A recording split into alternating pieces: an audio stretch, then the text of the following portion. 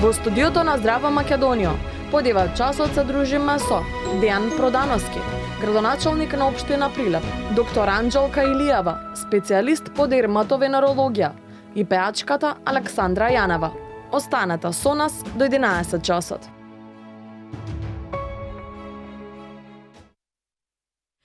Часот и 14 минути. Велам добро утро во овој дел од емисијата за сите вас кои што подоцна се вклучувате на програмата на Канал 5 и се разбира голем поздрав и за сите оние кои што не следат уште од 6:45.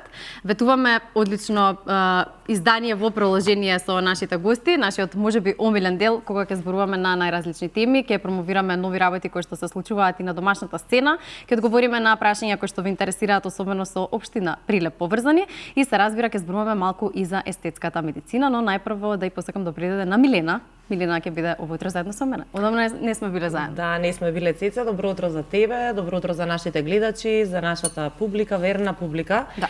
Која што верувам дека ќе остане со нас до крајот на емисијата, бидејќи како што спомена многу добри гости со многу интересни теми, различни, да. Така што верувам ќе задоволиме сечи вкусова утро. Да, само се надевам како што велам секогаш дека ќе имаме доволно време да кажеме се.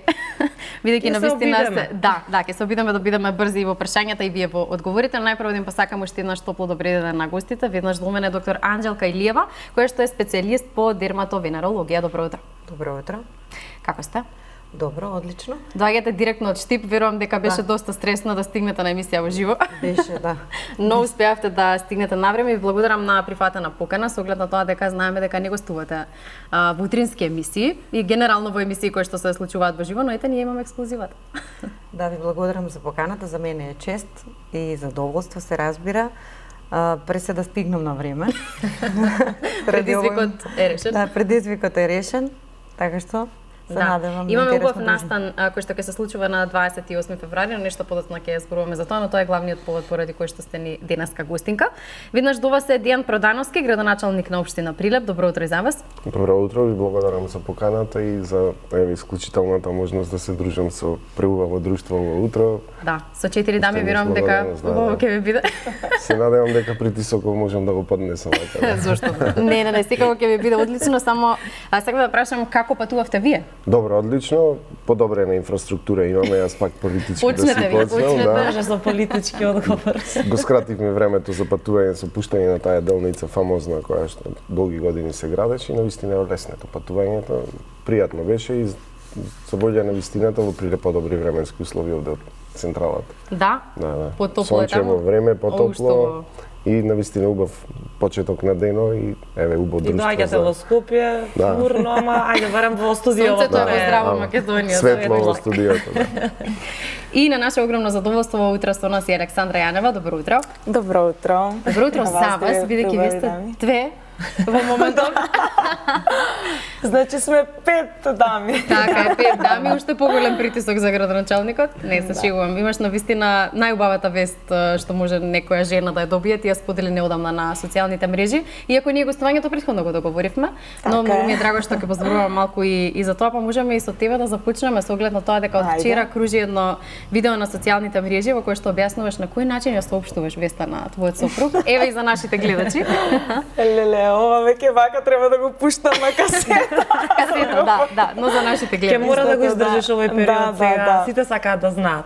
Интересно беше заради тоа што јас бев во Скопје, сопругот Иван беше во Струмица по работни обврски, не бевме заедно на исто место и не знам како одлучив после работа во студио и тоа баја ги заглавивме во студио до 3 савајле да земам тест и да видам дали нешто се случува. Веројатно имав некое предчувство. И онака во 4 сабајле без никакви очекувања дознавам дека сум бремена. Првото нешто нормално следуваат моменти на шок, неверување, возбуда, значи забрзано срцебиење, да, не ти се верува дали ова вистина.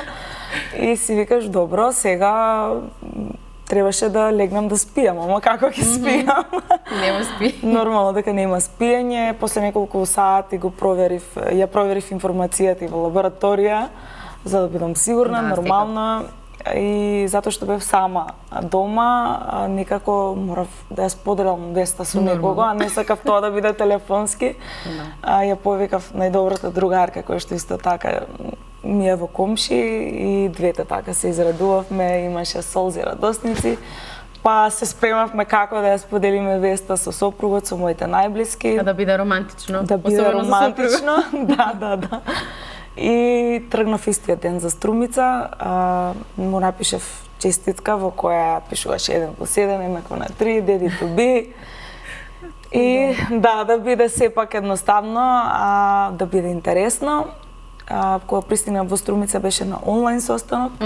Да. И за да му привлечам некако внимание, му кажав дека доби честитка од комшијата кој што сакал да му се заблагодари за доброто дело кој што му го направил, затоа што Иван често знае така низ зграда да ги собира ѓубрињата, да им ги фрли на своите соседи, па да им помогне ако нешто им треба.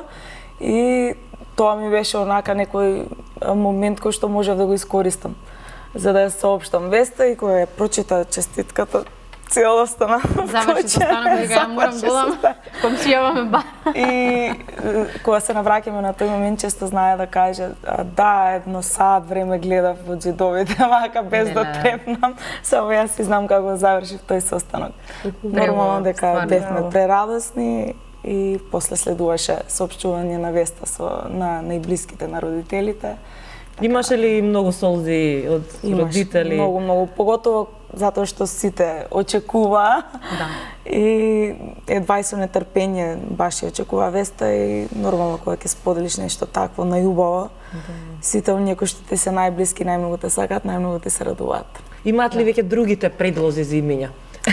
Обично знаат. Веќе се скаравте ли со некој? Па не можам да кажам дека ни се мешаат околу имињата. Оставаат сите на нас како сакаме, баш добив и прашање дали ќе го стави кумот, дали ќе биде негова одлуката, меѓутоа и кумот ми е најдобар пријател и верувам дека се она што ќе биде наша желба ќе биде исполнето. Ќе се договорите. Да, ќе се договорите. Да. Баш убаво, Александра, имаме со тебе навистина многу разговори, многу поводи заради кои што ни сини тука ова утро, но ќе продолжиме малку со другите гости. Градоначалник, првото прашање до вас е во каква состојба ја начекавте општината од вашиот претходник и со партијец воедно, и кои се проектите кои што ги продолжувате веројатно од него? Па добро, видете, во континуитет функцијата градоначалник или органот градоначалник на општина Прилеп како извршна власт има секогаш се соочува со проблеми, но за волја на вистината мора да кажеме дека големи средства од централната власт беа слеани во Прилеп и многу проекти започнати, дел од нив продолжуваме да ги реализираме, а дел допрва почнуваме да распишуваме јавен повик за да се доизградат, негде околу 12 милиони евра, кои што би значеле подобар и поквалитетен живот на моите сограѓани во Прилеп и сметам дека да, секогаш има предизвици, проблеми, но не е толку алармантно, не е во многу лоша состојба и финансиската состојбата на сметката навистина беше позитивна и добра и има простор да се работи. Сега треба да се доекипираме, почнавме со некои промени во менаџментот на јавните комунални претпријатија, да се дај некоја нова енергија, на еден нов магнетизам, да ја прифатат енергијата од новото раководство на општина Прилеп и да се придвижи, односно направиме онака како што заслужува градот Херој, да изгледа топ, како некога што знаеше во минатото. Сега имаме некои, како и се во живот, има и поприлични осцилации, жива материја, има и подеми, има и падови, но верувам дека ќе задржиме еден добар тренд на раст и на подобрување на квалитетот живот на прилепчани.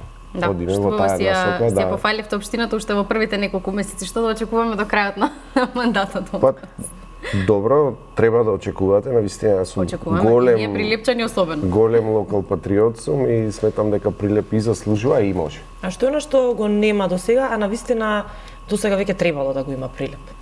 Бидејќи зборуваме дека 30 години тапкаме во место не само за Прилеп, општо за цела Македонија, нешто што е нормално некаде во светот да се има.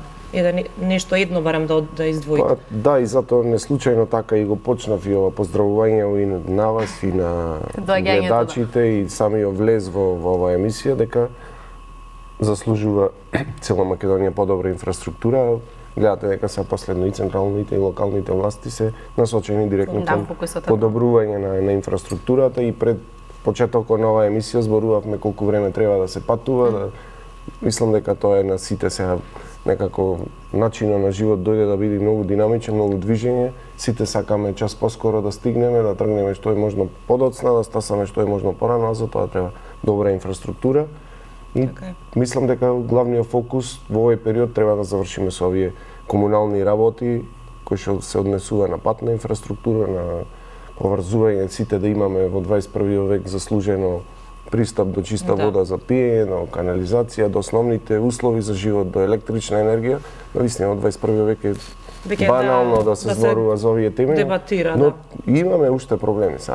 И ние сме генерално многу млада држава, 30 години, и мислам дека добар чекор држиме и покрај тоа што ние како македонци сме си само критични многу, меѓутоа секогаш може и подобро и повеќе, може би ако поинаку сме се однесувале во минатото би биле некој чекор понапред, но тоа е. Генерално се држиме во рамките на нашето обкружување и сметам дека има можности, дека имаме и капацитет и квалитети овде во оваа држава, дека можеме да одиме, барем да забрзаме во чекорите. Во Прилеп, верувајте, има работи, ако пишувате листа што треба да има, што нема, и поголема е листа додадено од овие основни работи на по однос на образование, на грижа на наши деца, ви изградивме во што не се случило во Македонија досега со сопствени средства од сопствениот буџет, изградивме градинка за 250 деца. Тоа траеше некој период и имаше забелешки и се критикувавме за тоа ние политичарите, ама на крајот на денот производот е тука, децата се згрижени и значи сме направиле некој чекор. Да, фали затворен базен, и фали затворен трговски центар што во Скопје фали базен. Во 21 век немаме затворен трговски центар, навистина е тешко да видите семејство во зима, во Прилеп, да нема што да правите со вашите деца во слободните дни. Навистина нема содржини каде да се движите, па сега дури имаме малку на шега битолчаниве дека ајде нека дојда прилепчаниве во Битола, нека завршат се што треба, па после ние рајат да излеземе. Сега си задовме за врска како нова локална самоуправа да се потрудиме да најдеме инвеститори со исклучително со јавно-приватно партнерство, да се изгради еден мол во кој што би можеле барем во затворено да има некои содржини забавни за децата. Се залагаме за да ги ставиме во функција сите спортски објекти и тука сме слаби затоа што имаме спортски храмови, а се запуштени, не се во функција. Разговараме со министерот за спорт, со подпредседателите на владата, со председател на владата да ни помогне, да ни да малку ветер во грб да ги оспособиме. Значи важно размислувате, работите, тоа е да, одиме во важно, насока. супер. Знаете како, јас во сите работи сега морам во прво лице еднина. Тргнувам од себе, имам семејство, имам 3 деца и моите деца треба да живеат во една средина која што е нормална. И од таа позиција сметам дека она што фали на мојево семејство, фали на сите семејства во градот и она што сметам дека како човек ми недостасува во градот, ќе се потрудам за сите граѓани, затоа што за тоа сум избран да колку што можам да придонесам да се чувствуваат сите прилепчани подобро. Јас и Милена имаме доста прашања за вас, но во оваа прилика ќе ги поканам сите гледачи кои што не следат од Прилеп да коментираат и да ни напишат некои прашања доколку имаат конкретно до градоначалникот на нашата фан страна на Facebook Утринска Здраво Македонија, па можеби ќе имате некој локален проблем кој што можеме да го одговориме, не решиме, но одговориме во програма во живо. Ќе продолжам со доктор Анџелка. Како што кажав, поводот за вашето гостување е тоа што на 28 февруари во Скопје ќе се одржи 7-миот симпозиум за естетска медицина. Кажете ни малку повеќе. Така е, Сдруженијето ЗЕМ, како го нарекуваме на кратко, или Сдружение за естетска медицина, е единствено сдружение од ваков карактер во нашата држава. Јас ја имам функцијата генерален секретар на Сдруженијето, председател е професор доктор Игор Пеев од Клиника за пластична и реконструктивна хирургија и годинава го одржуваме веќе 7-миот поред меѓународен симпозиум или симпозиум со меѓународно учество. Годинава темите ќе бидат различни. Секоја година се трудиме да донесеме на самиот симпозиум светски предавачи од областа на естетската медицина. Кога ќе кажем естетска медицина, морам да потенцирам, бидејќи јас сум специјалист дерматолог, дека тоа е една млада гранка по медицината, која всушност не постои како посебна специјалност, или не постои специјализација по естетска медицина. Меѓутоа е една, за сега, меѓутоа е една гранка во која практикуваат колеги од областа на пластична и реконструктивна хирургија, специјалисти дерматолози, нормално кои се бават со естетска дерматологија и според законските регулативи во Македонија, орални хирурзи. Се разбира дека зема подем, па така практикуваат и останати колеги со останати специјалности, со соодветни до едукации. Меѓутоа, тоа се регулативи кои се надевам ќе се решат во рамките на оваа година и ние надвор од тоа организираме симпозиуми секоја година. Целта на симпозиумот е всушност едукација на колегите, пред се, на сите нас кои практикуваме во оваа гранка, да дознаеме нешто ново, да научиме нешто ново, но и да ги запазиме сите протоколи за безбедноста на пациентот, бидејќи ова е многу сериозна гранка, значи ова е сепак сериозна медицинска гранка, зборуваме за интервенции кои се вршат инвазивни дел од нив и навистина треба да се вршат во строго пропишани медицински установи. И всушност самата цел на создавањето на здруженијето од самиот почеток е тоа да се регулира каде што може да се врши. Нормално сме строго против козметските процедури, тоест ние не сме против козметските процедури, туку против медицински процедури кои се вршат во непропишани установи. Во козметички салони, да бидеме поконкретни, да, во нестерилни услови. Така.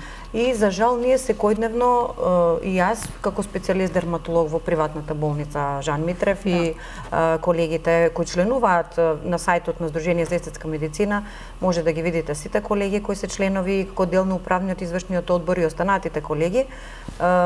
Секојдневно веќе навистина се соочуваме со компликации од пациенти кои за жал завршиле во рацете на нестручни медицини, тоест тоа не се медицински лица, туку ајде да кажеме законски се надри лекари. Тоа се нестручни лица и се надри лекари кои всушност нели го подвеле пациентот. Така што основната цел на секоја година на конгресот е да се шири свеста пред се и меѓу колегите и меѓу граѓаните дека ова се медицински интервенции, да се едуцираат колегите како најдобро да ги извршуваат. Се разбира, постојат компликации кои се неизбежни во секоја гранка на медицината, и затоа сме ние лекари. Треба да бидеме соодветно едуцирани за да ги решаваме тие компликации и да ги научиме овие протоколи. Кои грешки најчесто може да се направат или со кои компликации најчесто доаѓаат кај вас, стручните, да вие ги поправите под наводници? Видете, најголем процент од пациентите сега во последниве години користат нормално пополнување на брчки со дермални филери и ботокс. Така. Тренд се веќе и уреди базирани на енергија со кои всушност на светски рамки пациентите се помладуваат. Меѓутоа овде компликациите се, ајде да кажеме, не толку сериозни, не толку чести. Бидејќи кај нас нели трендовите за жал секогаш доаѓаат подоцна, па подоцна почнуваме со нивното користење. Додека употребата на филери и ботокс веќе зема замав доста години. Најсериозните компликации, за жал многу чести, се апликација на хиалуронски филери во крвен сад. И тоа за жал во артеријален крвен сад, тоест во артерија на лицето, например фацијалната артерија, која е доста сериозна и поминува во така наречената назолабијална бразда, оди кон носот, понатаму на кај окото. Се има случајно и токму на конгресот едно од предавањата моја и на професор Игор Пеев е за овие компликации. Навистина имаме и реални фотографии од пациенти кои дошле кај нас. Видете, кога ќе се направи компликација од оваков карактер, тоа е една акутна оклузија, нели медицински кажано, или народно кажано затнување на крвниот сад со хиалуронски филер. Хиалуронот е една материја која привлекува многу вода, затоа и всушност пополнува. Па така, ако влезе во крвниот сад, повлекувајќи ја крвта, тоест течноста, апсолутно го запушува и овде станува акутна исхемија, значи изумирање на ткивото над таа артерија.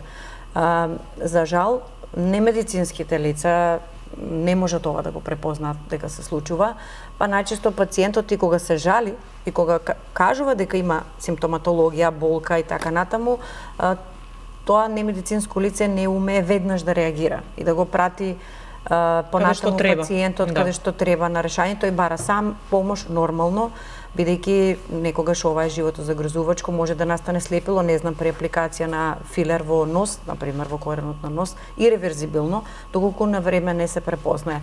Другите компликации од типот на птоза при апликација на ботокс е нешто што ајде е реверзибилно. Мислам, пациентот да ќе оди со спуштен очен капак или со спуштени очни капаци, меѓутоа за 3 до 6 месеци кога ќе помине дејството на ботоксот, ова ќе се реши. Уште по-сериозно е тоа што за жал имаме веќе и на нашиот пазар тоа што секогаш ние велиме тоа што се случува во соседите ќе дојде кај нас порано или подоцна. Тоа што се случуваше во соседна Србија, во соседна Бугарија, да пациенти бидат буквално во шок од аплицирани препарати кои се, да речеме, фалш ботулинови токсини, па да завршат на ургентен центар со ботулизам и така. Натаму беше минатата година. И кај нас се појавуваат пациенти кои имаат многу сериозни компликации од ботулинов токсин, кој всушност не е лиценциран, не е официјално регистриран во Македонија преку Малмет и така натаму. Така што тоа се некои црни пазари за кои не е наша работа да ги следиме. Предпазливи, да. Но затоа пациентот одлично, не знам што прави, но има преубава кожа, негувана кожа се гледа. Дали користиш нешто од ова или пак си сосема сврната на природна козметика? Да, користам, меѓутоа сум исклучително предпазлива да тоа го доверам само на медицински лица. За мојата кожа веќе со години се грижи доктор Сања Латкоска и максимално и верувам на неја и на нејзината стручност. Никогаш не сум практикувала да такви некои интервенции правам во козметички салони. Да. Затоа што и самата имам некои медицински познавања, студирав на стоматологија и знам дека тоа е нешто со кое што не може да се игра буквално. И треба да го правиш само со луѓе на кои што им веруваш и секако да биде во стерилни услови, за да немаш понатаму проблеми. Така е. Александра, што би ти на моје место, сестро? Твојата нова песна која што го носи името Сестро, навистина предизвика лавина од реакции на социјалните мрежи, но пред да ни откриеш нешто повеќе за овој проект, имаме едно видео кое што сакаме да им го покажеме на гледачите, тоа е Making of, така наречено видео, додека се правеше спотот, малку да слушнат и гледачите за што станува збор, а на крајот од твоето гостување ќе го погледнеме и целосниот спот.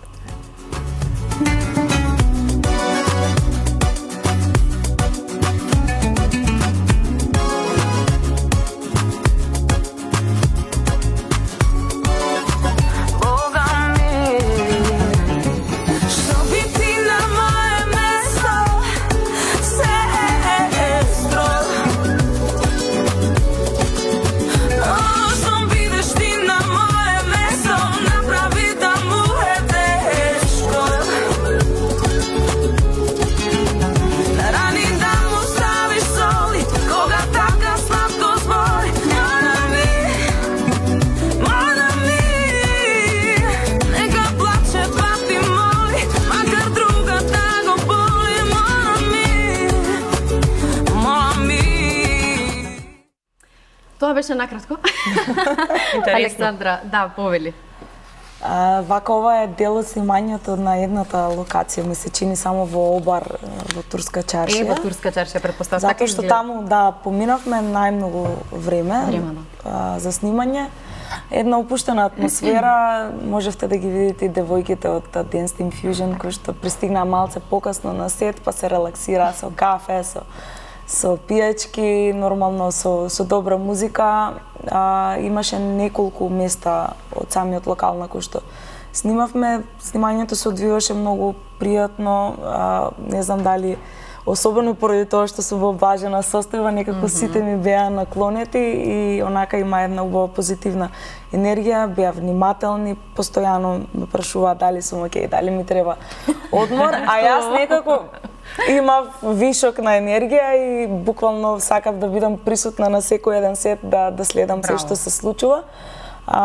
Многу убаво искуство, особено затоа што со повеќето статисти и луѓе кои што се на видео спотот веќе имам соработувано, особено со девојките од Dance Infusion, кои што за прв пат се најдоа на мојот спот за дождови. Ова е нивно второ гостување и буквално за да има уште поголема символика самиот проект, ги чувствував како сестри и затоа и ги повикав да бидат дел и од Сестро. Имаше исто така уште едно интересно видео кој што го споделив на социјалните мрежи, кај што на крајот од снимањето на на последната сцена всушност од видеоспотот ја пееме заедно во еден глас сите сестро. До крајот на снимањето ја има научено буквално целата песна. Колку пати сте слушнале, може тебе да, тие веќе преку наздравување, и со пење, и со смеење, со убава енергија. Еден ден снимавте? За еден ден завршивте? Еден ден снимавме, да, беше многу добро организирано, морам да го пофалам Огнен Шапковски и неговите соработници, затоа што буквално им беше испишана целата листа која сцена кога треба да се снима. Гледавме буквално да не ги поместуваме границите на сето, за да може се да се заврши, и нормално ние често знаеме да снимаме премногу материјали, потоа да не можеме да се одлучиме. Да измонтирате. Да, и затоа овој пат моравме да бидеме малце потсечни. Да, сега те прашам, дали е ова твое прво искуство во танц? Бидејќи тука играш? Всушност не. Уште од многу мала имам афинитети кон играње. Тој дел малку не го гледаме од тебе, затоа и те прашам. Да, знаев како мала доста често да ги играм кореографиите на Pussycat Dolls. Тие беа ти си одличен танц. Доста популарни за време на моето детство. Меѓутоа, не знам, веројатно затоа што во Струмица немаше во тој момент танцово студио кај што би можела да го негувам тој талент. Не продолжив и некако изгубив самодоверба во тој правец, меѓутоа секогаш кога имам прилика да ми покаже некој професионалец како треба, се трудам да го дадам својот максимум и да учествувам. Навистина секоја чест. Иако ние не знаевме дека си бремена, еве сега првпат дознав дека и за време на снимањето на спотот всушност си била и браво, навистина, ако така играш бремена, ќе видиме после тоа како ќе играш. Порадување. Бев активна, да, доста активна за целиот тој период. Одлични, ова девојче сними 3 видеа. Да, одлично. Ти благодарам, Александра. Ќе се префрлиме малку на градоначалникот, бидејќи ни е преплавен инбоксот со пораки за вас. Прилипчани, да, поздрав до сите. Сега навистина немаме време да одговориме на сите прашања, но ива издвоивме некои 3 како главни прашања. Вели, што се планира со реката, речното корито и градежните работи на улица Димо на Ридникот? Има активности, но сакаме објаснување што се ќе се прави на овој потек. Да, можеме прво да го одговориме, да не ве збунав за другите прашања, бидејќи се разликуваат. Добро, интересно прашање. Ставивме во програма дека комплетно ќе го уредиме течението на градската река низ урбаниот дел од градот, почнувајќи со мајор и минор коритото, односно кејските ѕидови и коритото каде што се движи водата, односно каде што тече. Почнавме одредени градежни активности, беше за одстранување на големиот насип кој што го имаше во тој нискиот јужниот дел на градот. И тоа сигурно граѓаните го имаат забележано, постојано населбата Димо на Ридникот беше под вода кога имаше обилни врнежи, а заради чистењето на тие наслаги кои што ги имаше во коритото на градската река, за оваа година не се случи таков настан и сметам дека треба понатаму да продолжиме да го одржуваме. Зафативме еден дел, продолжуваме понатаму кон Прилепчани знаат кон мостот од железничката пруга, се до новиот мост на улицата Трајко Николовски, каде што ќе се симне нивото на сипите и понатаму би се изградиле кејските ѕидови прво, ќе се коригира малото корито каде што тече водата и во таа насока би се движеле. Проектот е во завршна фаза, ги обезбедивме сите студии затоа што задолжителна е хидролошка студија која што треба да се направи. Има еден 100-годишен просек на најголеми текови на вода кои што би пристигнале тука во градот по течението на градската река, мора да бидат испочитувани. Во завршна фаза и проектот и се во зависност од финансиската конструкција би оделе во неколку фази. Прво спомнав изградба на кејските ѕидови, понатаму и уредување на коритото, кое што треба да стане еден нов урбан дел од градот. Сега е во зеленило, во како да ви кажем, обрасната со трева, која што не може да се и е тешко да се одржува и многу средства трошиме за одржување. Сега би поставиле урбана опрема, некоја која што е поднесува големи количини на вода, кои што нема да се оштетуваат на доаѓање на водите на градската река и да стане катче за уживање на нашите сограѓани. Тоа е планот. Да. Друго прашање, вели дали ќе има автобус низ Прилепските села кој е многу потребен, порано имаше и беше полесно, ама сега еве веќе неколку години нема. Да, токму така, се соочуваме со сериозен проблем. Општина Прилеп ги троши голем дел од средствата и од блок дотациите за превоз на учениците во средните училишта, кој што е со закон загарантирано, и работиме на консолидација на јавното предпријатие кое што го организира градскиот превоз во моментот во градов, и сметам дека во еден дел од пакетот набавка автобуси кој што владата го прави за градот Скопје, ќе има еден дел кој што би се поделил и по градовите низ Македонија. Очекувам неколку возила да испратат и во Прилеп. Верам веќе сте во преговори за истото. Понатаму би разгледуваме можности да обезбедиме финансиски средства за сама општина Прилеп набави возила, да се организираат линиите. Веќе Советот на општина Прилеп од претходниот мандат донесе одлука за да се воведат такви линии, но за жал немаме возила кои што би оперирале на тие линии. Тоа е следниот чекор.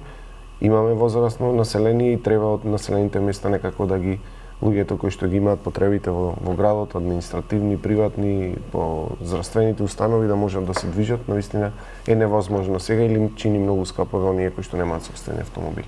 И тоа е дел од планот кој што го имаме за овој мандат, да се случува нешто и нова поле, односно да организираме превоз за да му го олесниме животот на жителите во населените места околу Прилеп. Одлично. И накратко само уште ова, во програмата имаше изградба на патот Бешиште-Полчиште Велигледач, кога ќе започне овој проект?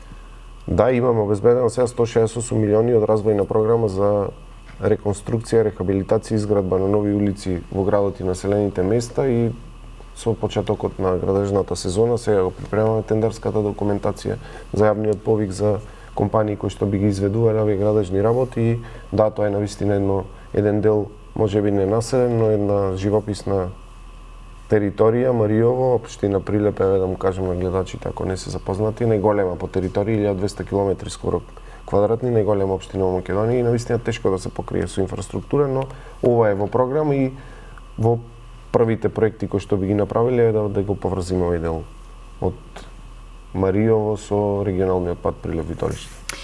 Имаме уште една минута до реклами, морам навистина уште едно прашање. Вели, што ќе каже за 10.000 тони смет депониран на сред Прилеп на 20 метри од населбата Сточен пазар и Бончејца? Дали е ова вистина воопшто? Вака, не е точно, затоа што не се ажурирани податоците по вашиот гледач. Да, општина Прилеп е лидер во селекција на отпад. Дури селектираме повеќе отпад и од главниот град, иако по број на жители сме 10-кратно помали. Одиме чекор понатаму, прва општина на Балканот ќе бидеме која што со сопствени средства, односно е во сопственост на локално предпријатие, фабрика за рециклирање на отпадот и за селекција секундарна. Во завршна фаза ние, до крајот на март треба да се заврши машинскиот дел, објектот е веќе готов, платото работиме да се дозаокружи, значи убедливо сме број 1 општина по селекција на отпад, и со чекорите кои што ги презедовме со формирањето на меѓуопштинскиот управен одбор за регионалната депонија која што треба да биде во општина Новаци, навистина граѓаните во иднина на Прилеп би плаќале многу помали сметки за разлика од сите останати во регионот, односно тие 18 општини кои што се вклучени во таа регионална депонија. Нека го проверат местото, имаше инспектор од Министерството за животна средина и просторно планирање кој што вршеше надзор на тој простор. Да, тој е собирен центар, имаше мало потфрлање по однос на дислокација на отпад кој што се собираше од градот, но тоа е сето завршено, изчистено, во овие неколку месеци се отстрани, останува пластиката која што треба да се балира само и да се продаде. Одлично, извинете што ве нападнавме со милион прашања, но навистина сакаме да одговориме на сето она кое што ги интересира нашите гледачи, но тука ќе направиме кратка пауза, се враќаме веднаш по рекламите.